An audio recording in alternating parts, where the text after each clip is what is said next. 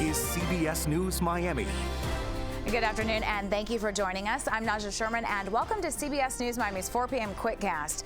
Let's take a look at today's top stories.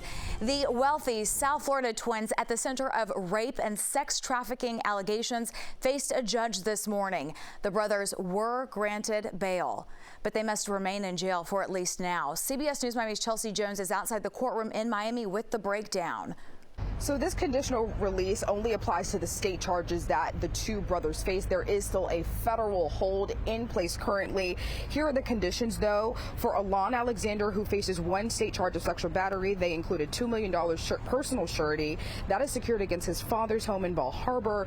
There is a corporate surety of $25,000 for him, as well as a level 3 house arrest with GPS ankle monitoring, plus a stay-away order against all the alleged victims. As for his brother Oren, who faces 3 charges of sexual battery in this case, his pretrial release terms include a $3 million personal surety secured by his father's home, a corporate surety of $25,000 for each of the 3 charges he faces, level 3 house arrest with GPS ankle monitoring, and the stay-away order against the alleged victims for him as well. Now, on Monday, both will be back in court at 10 a.m. for a bond review. The judge says she's satisfied. She will sign off on it. If you remember, Thursday, state prosecutor said the brothers were a flight risk. They should be held until trial. However, Judge Lodi Jean did say both brothers' passports are in federal custody. Here are the brothers' lawyer after today's hearing. Grateful, and we're pleased that the court signed the order granting pretrial release for the boys.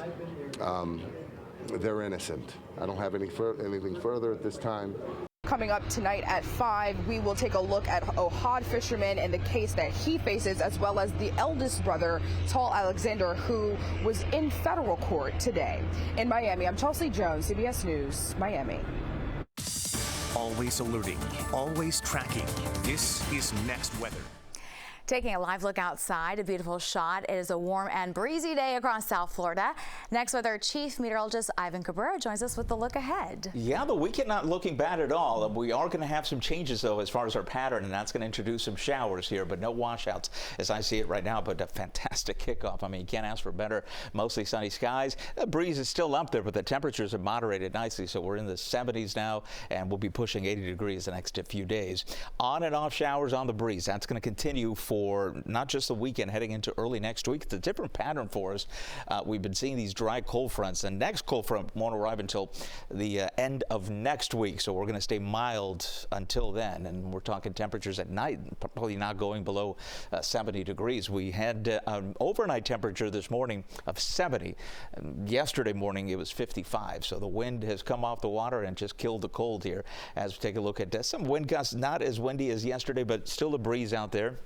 So because of the dry air, you may need a jacket if you're going to be stepping out this afternoon or into the evening now, as temperatures hold steady, though, in the upper 60s. So we're not going to be plunging numbers here at all with this humidity. Rain chances are going up. So we're talking 20% for Saturday, and then we're going 30, 30, and then 40. There's the rain chance by Friday. That's the front that will clear out and begin to get us back into some cool temperatures. But for now, this pattern is locked in and just going to be with us through many days here, and we need the rainfall. Abnormally dry, not quite a drought, but still we don't want it on the weekend, but it is going to come for both Saturday and Sunday. Particularly Sunday, rain chances are a little bit higher. I'll show you that on our Next Weather rain tracker here. The rest of tonight, quiet, dry, we're good, and then you start seeing some little showers coming off the Atlantic there, and that's going to be riding the breeze. These are fast-moving showers, and they are not really loaded with atmospheric moisture here, so they're not going to accumulate as far as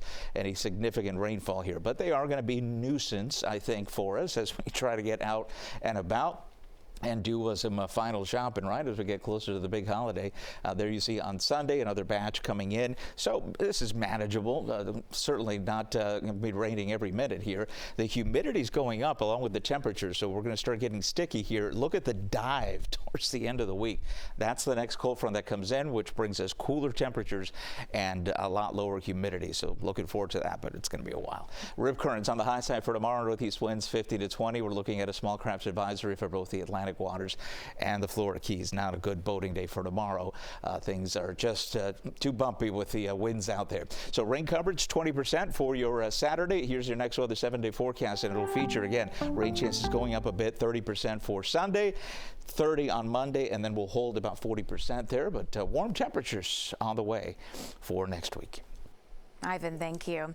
A Sweetwater businessman is devastated. He says a man that he trusted for a quarter of a century stole more than $130,000 worth of Rolex watches from his store.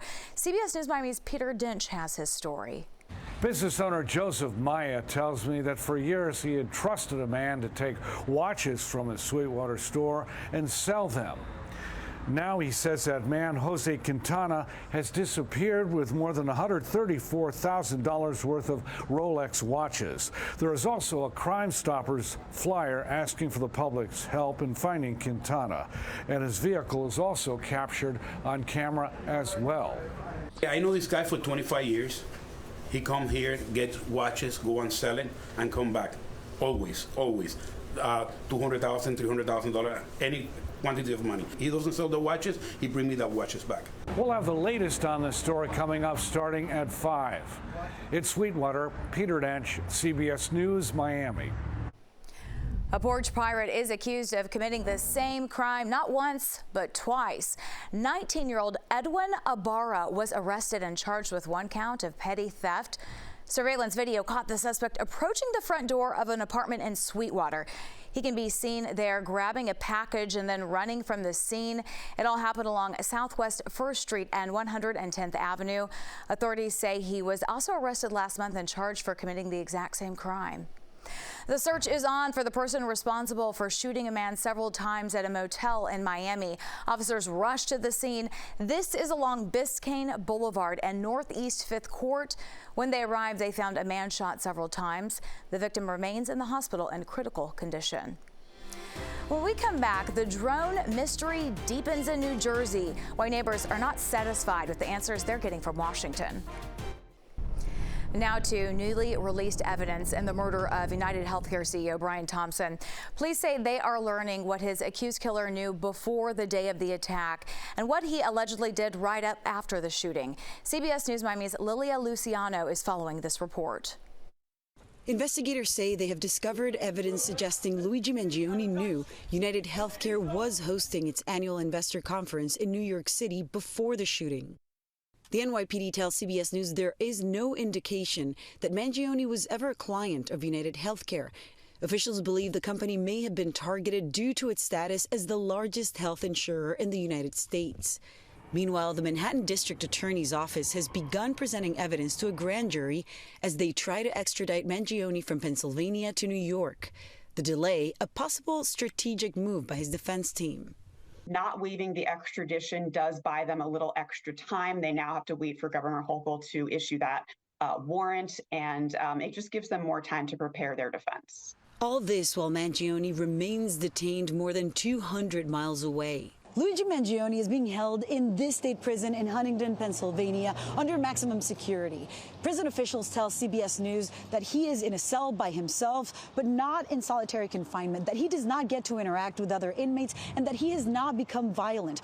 Also, the NYPD tells CBS News that during his time in detention here in Pennsylvania, he has not made any incriminating statements to investigators. After biking through Central Park and taking a cab to the George Washington Bridge bus terminal, authorities say Mangione didn't leave the city, but actually returned via subway down to Penn Station in Midtown Manhattan, just a mile away from the crime scene. Now investigators are looking into whether then he traveled by train to Pennsylvania. Lilia Luciano, CBS News. Increasing reports of drone sightings in New Jersey and now New York and Pennsylvania have residents rattled and lawmakers calling for action. CBS News Miami's Bradley Blackburn has more from New York.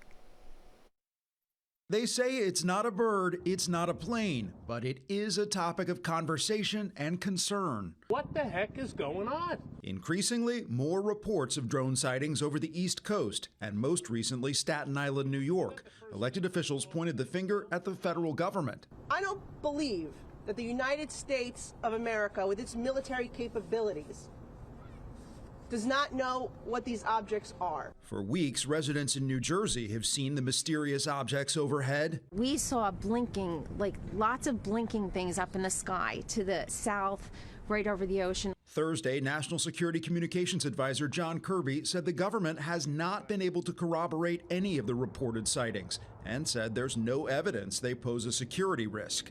Many of the reported sightings are actually manned aircraft that are being operated lawfully. But Friday, New Jersey Governor Phil Murphy wrote a letter to President Biden expressing concern and asking for federal resources to figure out what's going on. And the senators from New York and New Jersey signed a joint letter to the FBI, FAA, and Department of Homeland Security. If you don't know whose it is and who's flying it, you have to take it down. Now, residents in Indiana are seeing them, and Connecticut, too. This is like the 5th I've seen. Friday, first responders in New Jersey headed out in daylight to investigate a possible downed drone, but left the scene without recovering anything. Bradley Blackburn, CBS News, New York. If you are watching us right now on YouTube TV, listen up because you're going to have to pay more for your subscription. YouTube announced that it is upping the price of its streaming service base plan by $10. It is citing the rising cost of content and other investments. The new $82.99 a month price tag will go into effect starting January 13th. Now to Fins on CBS Miami. The Dolphins are making moves. With just 4 weeks to go in the NFL regular season, the team has released wide receiver Odell Beckham Jr. The Fins signed Beckham in May to a one-year, $3 million deal. He played in 9 games with just 9 catches for 55 yards. The NFL reports the Fins and Beckham mutually agreed to part ways, but that opens the door for him to find a new home. And don't forget, we got you covered Sunday when the Dolphins take on the Houston Texans. It all begins at 11 a.m. with the Coach Mike McDaniel Show. That is followed by Dolphins Weekly Live at 11:30. Kickoff is at 1, and that is followed by fifth quarter after the game on CW Miami 33. That's the CBS News Miami Quickcast. I'm Naja Sherman. Stay tuned for more news right here on CBS News Miami, and have a great day.